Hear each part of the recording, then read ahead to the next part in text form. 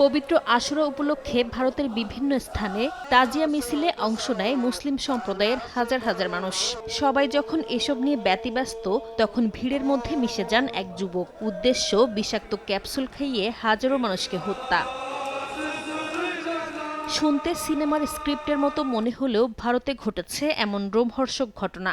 গেল শুক্রবার বাণিজ্যিক নগরী মুম্বাইয়ের বাইকুল্লা এলাকায় মহরম ঘিরে আশুরার শোকযাত্রায় অংশ নেয়া মানুষের মধ্যে বিষাক্ত ক্যাপসুল বিলি করার সময় ফাইয়াজ প্রেমজি নামের এক যুবককে হাতে নাতে আটক করা হয়। অভিযোগ রয়েছে ওই ব্যক্তি ব্যথানাশক ও রোগ প্রতিরোধ বলে ক্যাপসুলগুলো বিতরণ করছিলেন।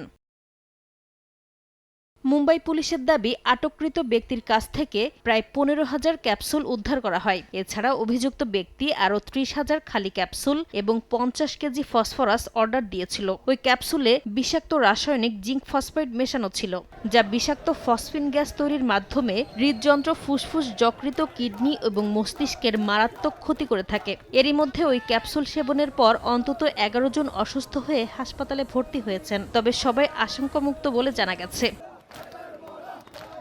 জিজ্ঞাসাবাদে অভিযুক্ত অন্তত 15,000 মানুষকে হত্যার উদ্দেশ্যের কথা স্বীকার করেছেন বলে দাবি পুলিশের। একই সঙ্গে তদন্তে তার ইরান ও ইরাক সফরের তথ্য উঠে এসেছে। এ ঘটনায় বিষ প্রয়োগের অভিযোগে মামলা করা হয়েছে। পাশাপাশি এর পেছনে কোনো জঙ্গি সম্পৃক্ততা আছে কিনা তা খতিয়ে দেখছেন তদন্তকারীরা।